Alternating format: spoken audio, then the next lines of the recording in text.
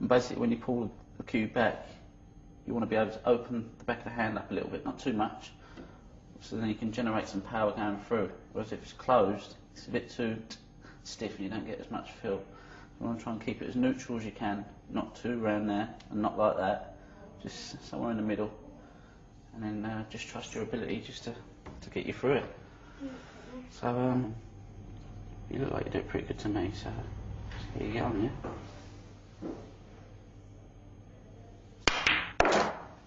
Very good. Very good. Right, come to the stance, which I think is very important because it supports your upper body as well. And what I believe in is having these as square as you can, not too far forward, not too far back. Try and keep this leg as straight as you possibly can, so it's angled straight, not like this or not like that, which will then make sure that your balance is a lot more strong. Try and keep this as straight as you can, like I said, and try and feel a strain in your straight leg, and that will allow you to then fall into the position. And that's now a very strong stance. So if you want to go ahead and see if you can get into that position, try and turn this foot in a little bit more to there. Come on, like that. Might feel a little bit uncomfortable at the start. Does that feel uncomfortable for you? Yeah. Keep it. Bend that one. Does that feel uncomfortable? No. Right with that one? We've done the grip, we've done the stance. We're now going to do the bridge hand, which is the one that you put on the table. The most important thing here is to try and get the hand not like this, not like that.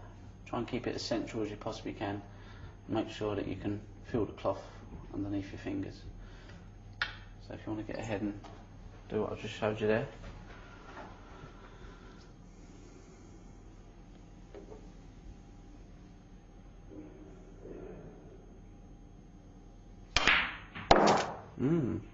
Perfect. Right, now we've got the bridging sorted out, the basics of the bridge hand. We'll now move on to a little bit about how, if you want to screw the ball back or play the ball with a bit of running, which is top on the white. So if you want to screw back, it's best to have the hand as flat as you possibly can. If you want to follow through, then you just raise the bridge hand a little bit like that, so as you can see your knuckles, and then that will allow the cue to be elevated into a higher position, which will then allow you to play a run-through shot. So what sort of shot would you want to play on this ball here? Run through, screw back, stunt? Stunt. You want to play a stunt, so that would be somewhere just in the middle, not too flat, not too high, just a little bit like that, and that will allow you to then just play the shot.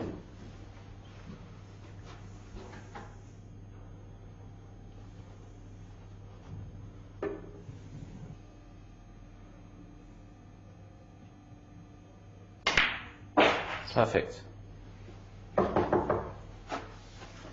Dance, done the bridge, now we come to the cue action part.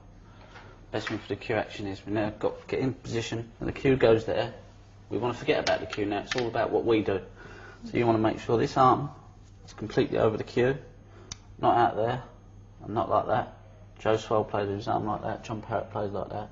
But Steve Davis, Stephen Hendry, the two greatest players that have ever played the game, always straight. And you want to keep this as still as you possibly can. Make sure when you're hitting the ball, you hit with the elbow. That's the most consistent way of getting a straight, positive, consistent shot every time you play. Yeah. So if you want to get down into that position and see how that feels. Perfectly straight, just hit with the elbow. There you go. So we've got the bridge, we've got the cue action. Now we're going to come down to the final part of the shot. We get down, we look at the white, we look at the object ball, we look at the white, we look at the object ball.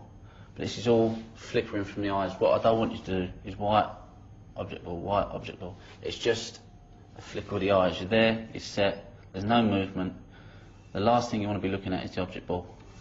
And then you play the shot.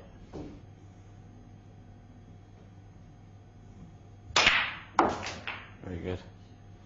So now we've come to the end of our lesson. Do you feel like you've learned anything or picked any tips up that Obviously, again, it all depends on what type of shot you're going to be playing. If you want more power, then obviously you kind of have a little bit more overhanging.